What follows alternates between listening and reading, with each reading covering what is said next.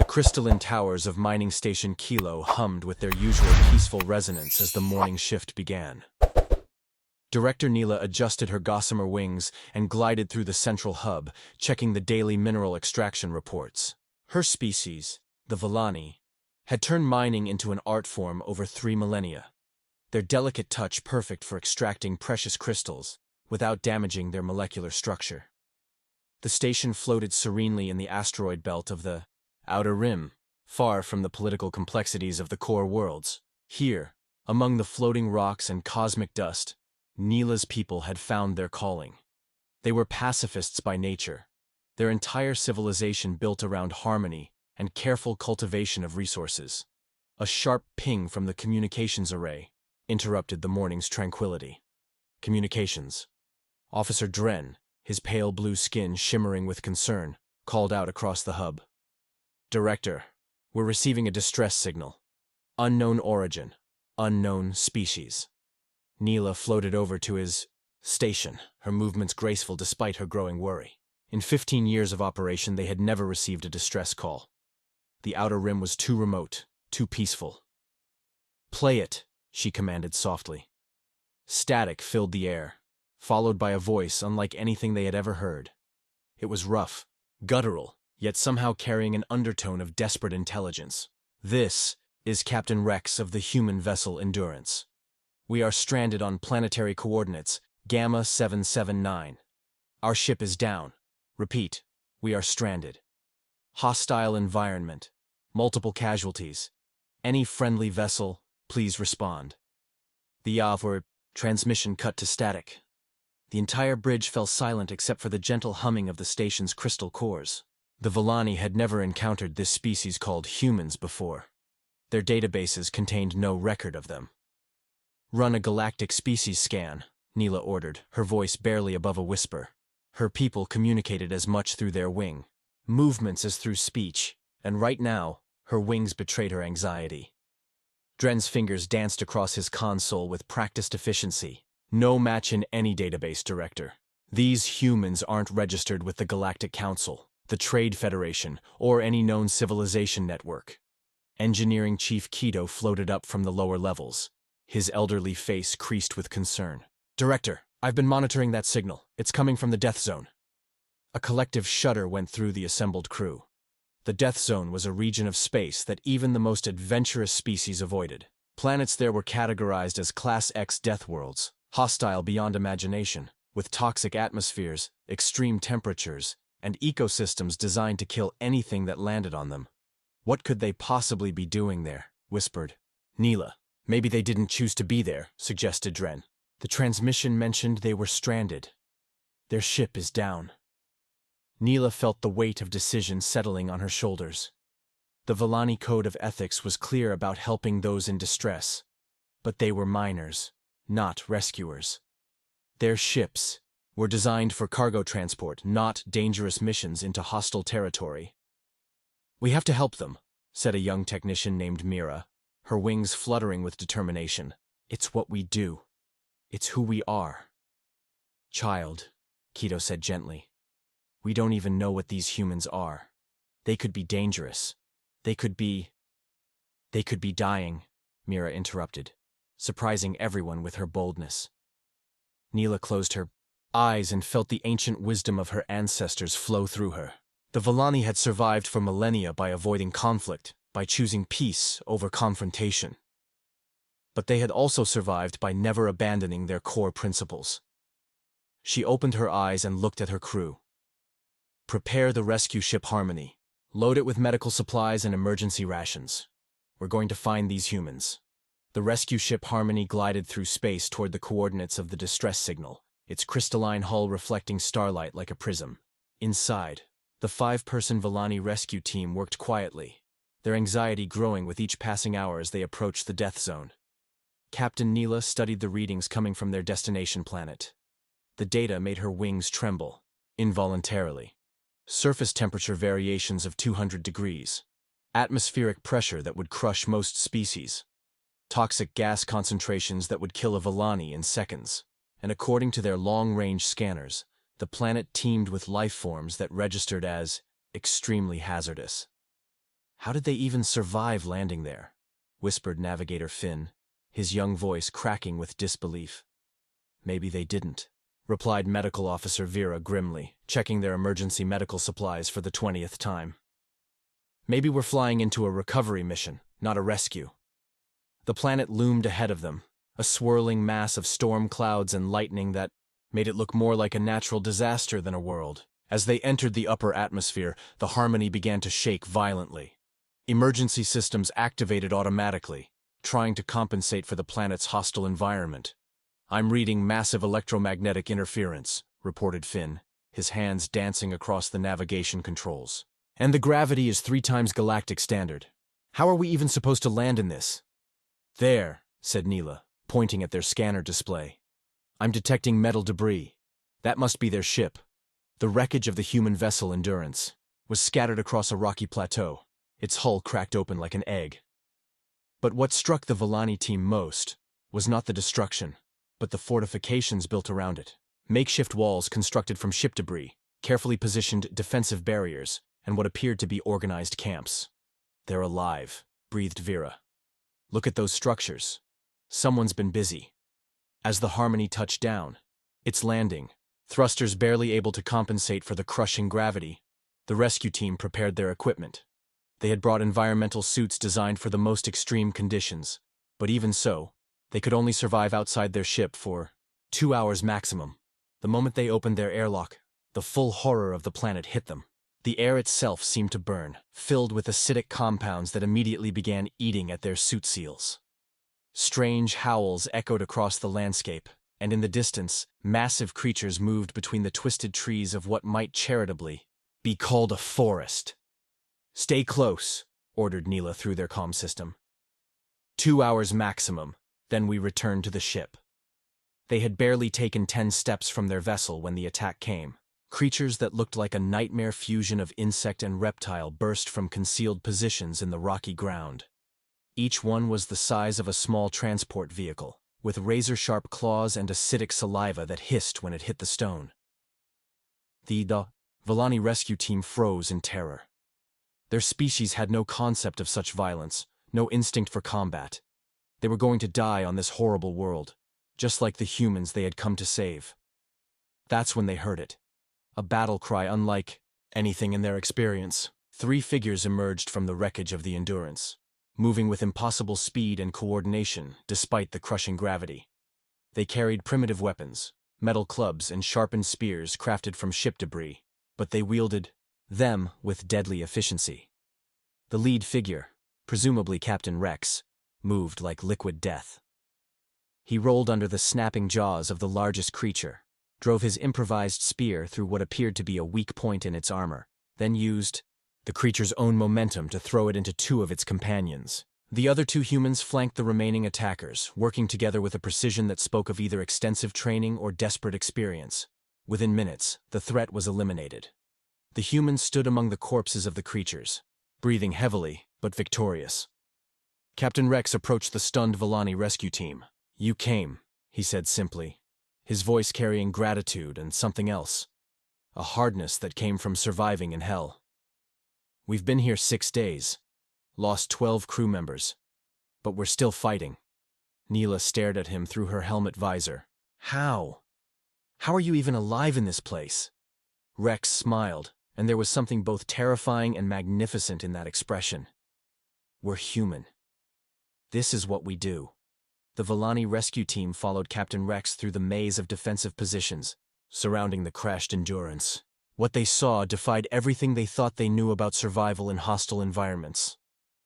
The humans had not merely endured 6 days on this death world, they had adapted, organized, and fought back. We started with 43 crew members, Rex explained as they walked, his voice matter-of-fact despite the horror of their situation. Lost 12 in the crash, 12 more in the first 2 days learning how to fight the local wildlife. But the remaining 19? Were getting stronger. Engineer. Mira's wings fluttered with disbelief. Stronger? In this environment? That's impossible. The gravity alone should be crushing you. Rex stopped and gestured to a human woman who was constructing what appeared to be a complex trap system. That's Dr. Jane, xenobiologist, she's figured out the hunting patterns of 17 different predator species, built those traps using ship components and local materials.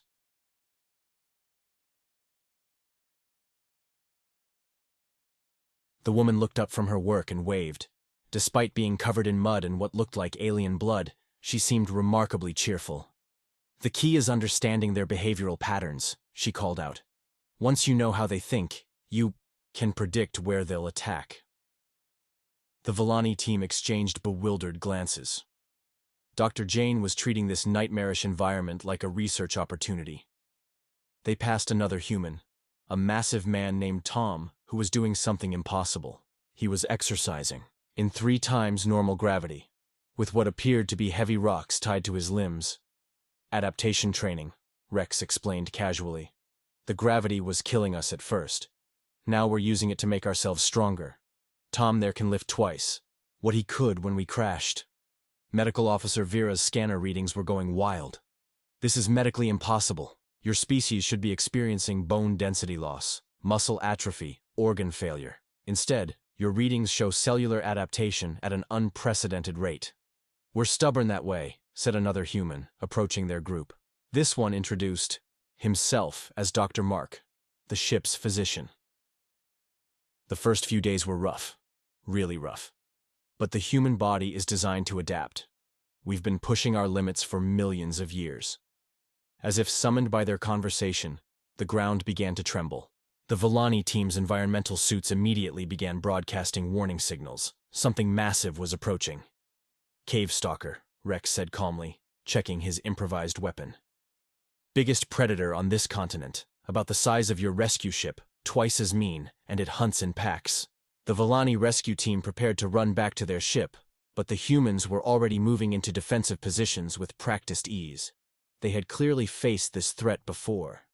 3 enormous creatures burst from underground tunnels, their scaled hides gleaming with acidic secretions. Each one had multiple rows of teeth and claws that could shred metal. The lead creature let out a roar that made the very air vibrate. What happened next would be discussed in Villani academic circles. For generations, the humans didn't just fight the cave stalkers. They executed a coordinated battle plan that utilized the environment, improvised weapons, and tactical thinking that seemed to come from some deep, instinctual place. Rex and Tom flanked the lead creature while Dr. Jane activated her trap system, channeling 2 of the beasts into a carefully prepared killing ground. Dr. Mark, despite being a physician, wielded a sharpened metal rod with surgical precision, targeting specific anatomical weak points that he had clearly studied extensively. The battle was over in 10 minutes. 3 massive predators lay dead, and the humans were already discussing how to preserve the meat and use the hide for better armor. You study them, Director Neela said in amazement. You don't just survive them, you study them and adapt. Every species we've encountered, confirmed Dr. Jane, already taking samples from the fallen creatures. 47 different life forms so far. Each one teaches us something new about how to survive here. But why? Asked young Mira. Why fight so hard? Why not just accept defeat? The humans looked at her with expressions ranging from confusion to something approaching pity. It was Rex who finally answered. Because we're human. We don't know how to quit. Our entire evolutionary history is about surviving things that should have killed us. Ice ages, volcanic eruptions, predators, diseases, each other. Every challenge just makes us more determined to find a way forward. He gestured toward the horizon, where storm clouds were gathering for what appeared to be a truly spectacular tempest. This planet thinks it can break us, but it doesn't understand what it's dealing with. We're not just survivors, we're humans, and humans don't break. The news of the human encounter spread through galactic civilization like ripples through still water. Within days of the Villani rescue team's return to mining station Kilo, their report had reached every major species in the known galaxy. The footage they had recorded of humans fighting cave stalkers on a Class X Deathworld became the most analyzed piece of media in galactic history. On the crystal gardens of Viridian Prime, the High Council of the Elder Species convened an emergency session. These ancient beings, whose civilizations had guided galactic development for millennia, watched the human combat footage with expressions ranging from fascination to alarm. "This changes everything," declared Counselor Thane, his crystalline form refracting light as he spoke. "No known species should be capable of surviving on a Class X world, let alone thriving and adapting." Counselor Sarah, her tentacles writhing with anxiety, projected holographic data into the center of their circle. "Our xenobiologists have run extensive analyses. These humans show cellular adaptation rates that exceed our theoretical maximums. They're not just surviving hostile environments, they're being made stronger by them." "Where did they come from?" asked the youngest counselor, Zen. "No species develops that kind of resilience without evolutionary pressure. What kind of world creates beings like this?" The answer came from the Galactic Cartography Guild. Their deep space reconnaissance probes had located the human homeworld based on stellar navigation data recovered from the Endurance's wreckage. What they found defied belief. Earth was classified as a Class 9 death world, just one category below the planet where the humans had been stranded. It was a world of extreme weather patterns, massive predators, toxic plant life, and geological instability. By galactic standards, it should have been uninhabitable. Instead, it teemed with billions of humans who had not only survived, but built a thriving technological civilization. "Look at these population density readings," whispered Dr. Kyle, the Guild's chief xenogeographer. "They've covered their entire planet with settlements. Cities and regions that would kill most species within hours. They're farming in areas we would classify as biological hazard zones." The implications rippled through galactic society. In the trade worlds of the Merchant Coalition, emergency meetings debated whether humans represented an unprecedented business opportunity or an existential threat to galactic commerce. Their ability to survive in hostile environments could revolutionize mining operations, deep space exploration, and frontier colonization. But in the war rooms of the Dominion Empire, the galaxy's largest military power, a different conversation was taking place. Supreme Commander Voss, whose species had conquered 17 star systems through superior technology and ruthless strategy, studied the human combat footage with growing unease. "They turned debris into weapons," he muttered to his tactical staff. "Primitive materials, no advanced technology, and they killed apex predators that our own soldiers would need full battle armor to face." "Sir," interjected Intelligence Officer Kara, "our analysts believe this was improvised. These humans had no preparation, no knowledge of the local fauna. They adapted their fighting techniques in real time." Commander Voss felt something he hadn't experienced in decades: uncertainty. His empire had grown through careful calculation, overwhelming technological superiority, and the assumption that all biological species had predictable limitations. Humans appeared to have none. "What do we know about their military capabilities?" he asked. "Almost nothing, sir. They appear to be a recently spacefaring species. Their technology seems adequate but not exceptional. However—" Kara hesitated. "However what?" "Sir, if their civilians can do what we saw on that footage, what can their trained military personnel do?"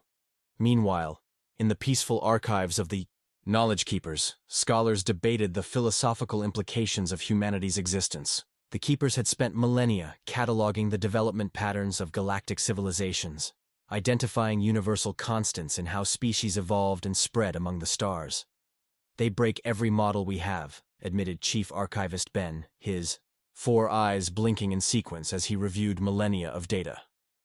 "Species develop either physical resilience or technological sophistication. Never both to this degree. These humans show adaptation capabilities that suggest they could survive almost anywhere." "Perhaps," suggested his assistant, Keeper Lila, "we're witnessing the emergence of a truly universal species, one capable of thriving in any environment the galaxy can offer." The conversation was interrupted by an urgent communication from the Outer Rim. The message was brief but chilling. "Dominion war fleets have been spotted moving toward human space. Estimated arrival in 10 standard days. Request immediate council intervention." Supreme Commander Voss had made his decision. Rather than risk the unknown variable that humans represented, he would eliminate them before they could become a threat. His invasion fleet numbered 3,000 ships, the largest military force ever assembled by the Dominion Empire. As news of the approaching invasion spread, something unprecedented happened in galactic politics. species that had never cooperated before began sending warnings to Earth. The Volani, despite being pacifists, shared everything they knew about Dominion military tactics.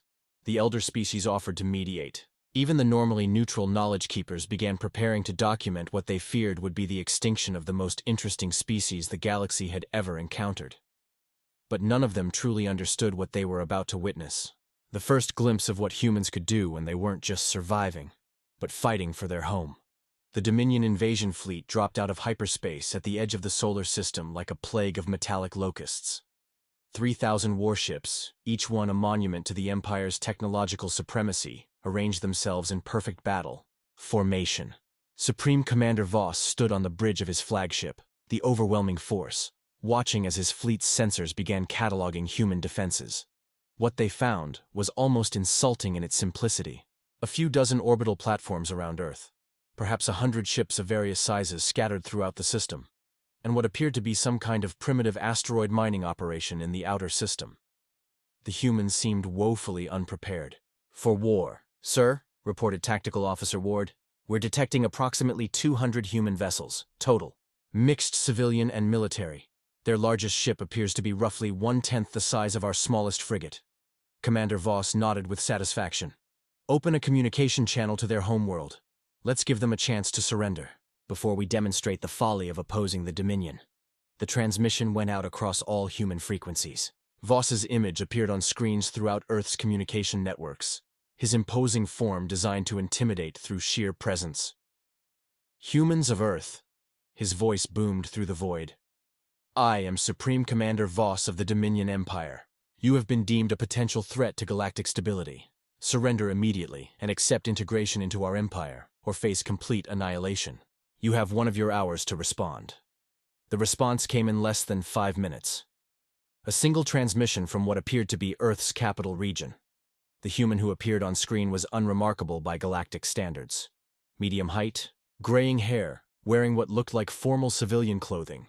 He introduced himself simply as President Lewis. "Commander Voss," the human said calmly. "I'm afraid we're going to have to decline your generous offer. Earth stands ready to defend itself." Voss couldn't suppress a laugh. "With what? Your handful of ships? Your primitive orbital platforms? We have 3,000 of the most advanced warships in the galaxy." President Lewis smiled. And there was something in that expression that reminded Voss uncomfortably of Captain Rex's grin on that Deathworld footage. "Commander, I think there's something you don't understand about humans. We've been preparing for this conversation for a very long time." "Preparing? Our intelligence shows you've only achieved interstellar flight within the last century." "That's correct," Lewis agreed. "But we've been imagining this scenario for much longer. We've written stories about it, made movies about it, run computer simulations of it. What would we do if hostile aliens showed up with overwhelming force? How does a primitive species fight a technologically superior enemy?" Voss felt the first stirring of unease. "Stories? Commander, let me tell you something about human history. We've never faced a threat we didn't eventually overcome. Ice ages, asteroid impacts, supervolcano eruptions, global pandemics, world wars. We survive everything. And we learn from everything. Your mistake is assuming that just because we're new to space, we're new to war." The hour deadline passed with no surrender. Commander Voss gave the order to attack. What happened next would be studied in military academies across the galaxy for generations. The human ships didn't engage the Dominion fleet directly. That would have been suicide. Instead, they scattered throughout the solar system, using the asteroid belt, planetary gravity wells, and even the sun's corona as tactical advantages. The first indication that something was wrong came when the Dominion's lead attack squadron entered the asteroid belt, pursuing a group of human ships. The asteroids, which had appeared to be natural formations on their sensors, suddenly revealed themselves to be massive weapons platforms. Entire asteroids split open, revealing fusion cannons and missile batteries that had been hidden within hollowed-out rocks. "They militarized their entire star system," breathed Tactical Officer Ward as his screens filled with new contact signatures. "Every asteroid, every moon, every orbital platform. It's all connected." But the real shock came when the human ships began their counterattack. They moved unlike anything the Dominion had ever encountered. Not in formation, not following standard, tactical doctrine. but with a chaotic unpredictability that somehow achieved perfect coordination. It was as if each ship's captain was thinking 3 moves ahead while simultaneously adapting to changing conditions in real time. "How are they doing this?" demanded Commander Voss as his fleet's formation began to collapse under the relentless, seemingly random attacks. "Their technology is inferior, sir," called out Communications Officer Reed. "We're intercepting their tactical communications. They're not using standard military protocol. They're improvising, every engagement, making it up as they go along." A Dominion heavy cruiser exploded as a human ship somehow used the cruiser's own shields against it, reflecting the ship's weapons fire back through a resonance frequency that should have been impossible to calculate in real time. Another Dominion vessel found itself trapped by what appeared to be a mining laser that had been somehow weaponized to cut through military-grade armor. "Sir," Ward's voice was now openly panicked. "They're not just fighting us. They're learning. From every engagement. Their tactics are evolving faster than our computers can adapt." Commander Voss watched in growing horror as his supposedly overwhelming fleet was systematically dismantled by an enemy that treated warfare like a puzzle to be solved. Every time his forces adapted to a human tactic, the humans had already moved. "On to something new. Retreat," he ordered. "Full withdrawal, now." But the humans weren't done teaching their lesson. As the Dominion fleet attempted to flee, they discovered that their escape routes had been anticipated and prepared for. The outer system wasn't just mining operations. It was a carefully constructed maze of gravitational traps and hidden weapons platforms. By the time the surviving Dominion ships limped back to their nearest base, they had lost over half their fleet. But the most unsettling part wasn't the losses. It was the realization that the humans had been holding back. The final human transmission to the retreating fleet made that clear. President Lewis appeared on their screens one last time. "Commander Voss, I hope this has been educational. You've just experienced what we call asymmetric warfare, something we've been perfecting for millennia. Next time you're thinking about invading someone, remember this. Humans don't just survive. Impossible odds. We specialize in them."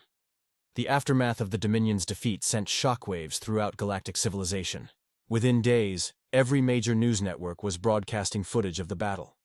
And military analysts across 100 worlds were trying to understand how a supposedly primitive species had defeated the galaxy's most powerful empire.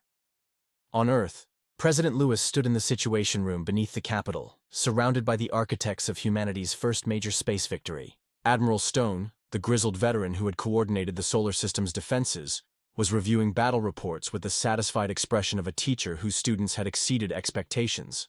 "Final casualty report, sir," she announced. "We lost 12 ships and 43 personnel. The Dominion lost over 1,500 vessels and approximately 2 million personnel." "Any word from their survivors?" Lewis asked. "Yes, sir. Commander Voss has requested a ceasefire and wants to negotiate terms.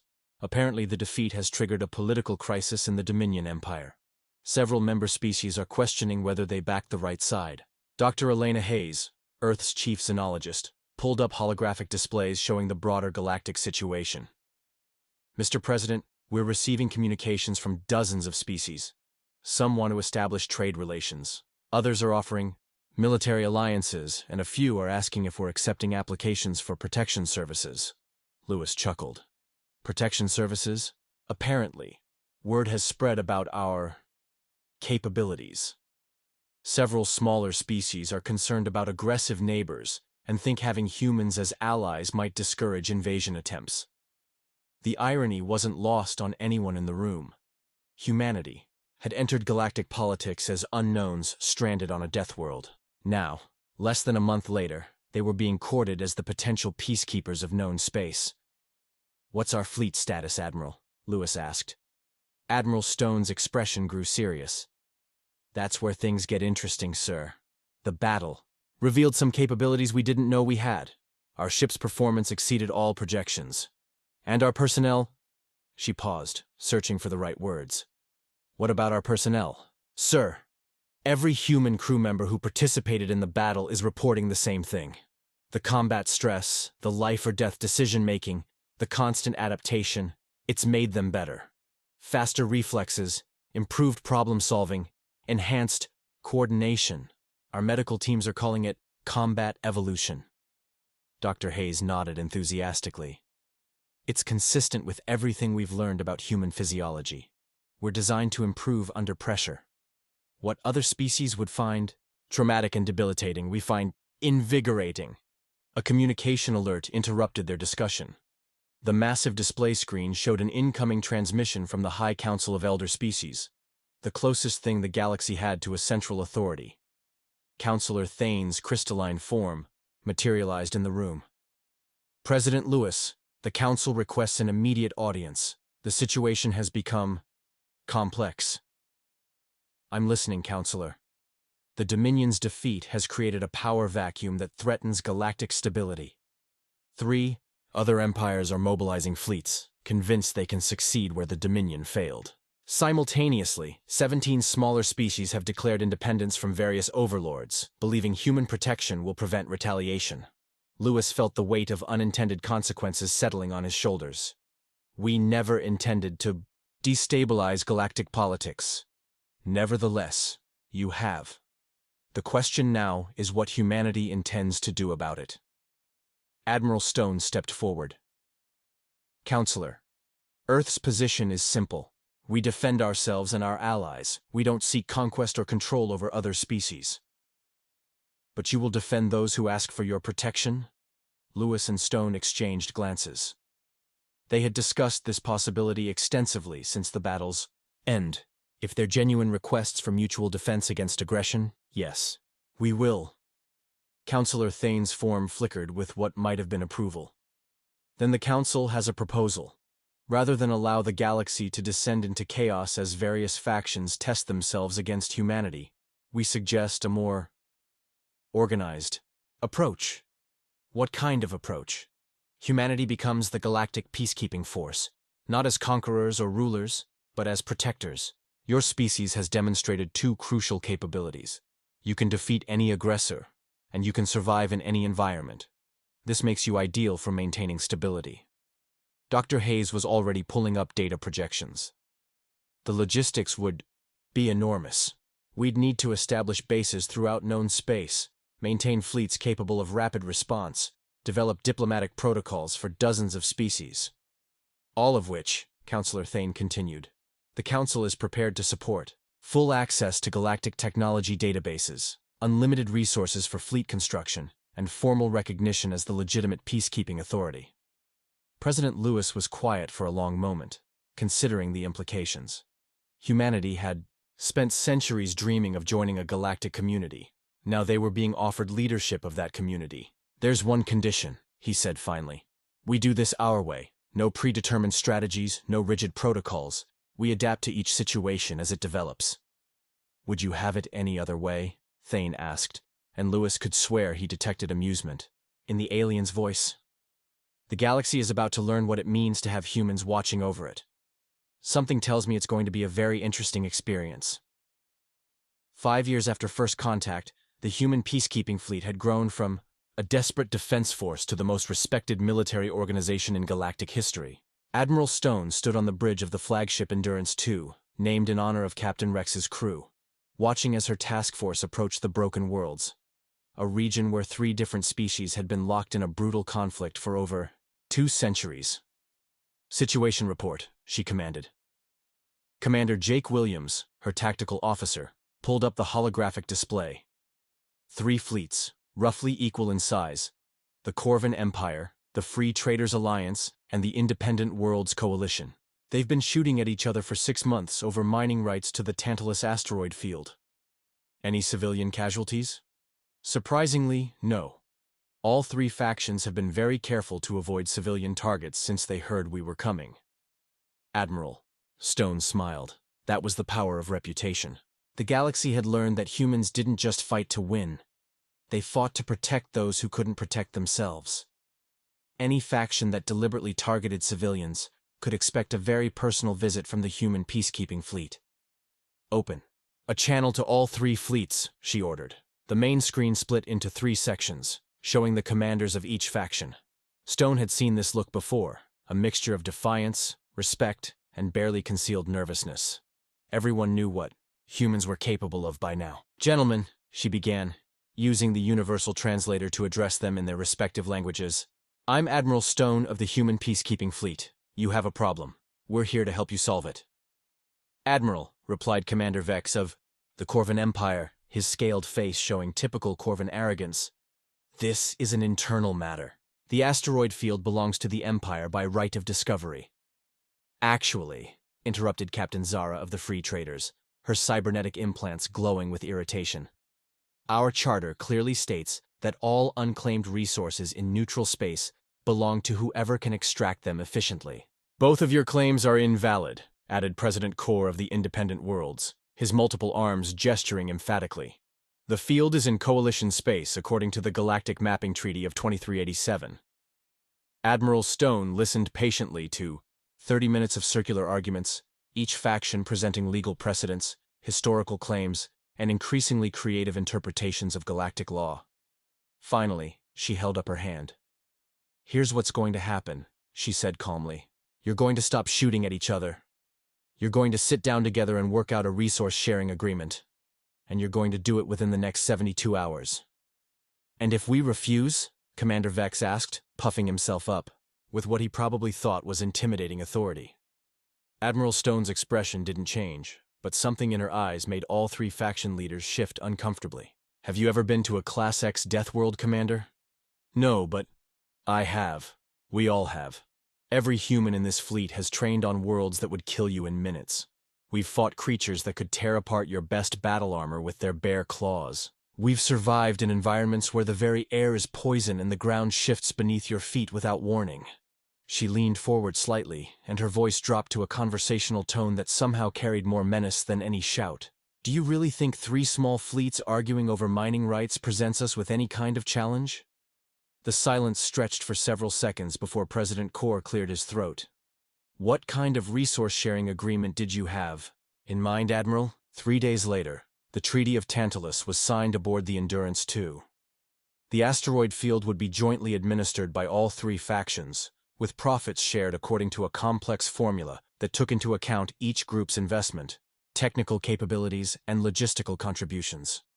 More importantly, the three former enemies had discovered they could accomplish far more working together than they ever could fighting each other. How do you do it? Asked Captain Zara as the signing ceremony concluded. How do you make species that have hated each other for centuries suddenly want to cooperate? Admiral Stone considered the question seriously. We don't make anyone do anything. We just create an environment where cooperation is more attractive than conflict. When fighting becomes too costly and dangerous, most intelligent species choose peace. But what if they don't? Pressed Commander Vex.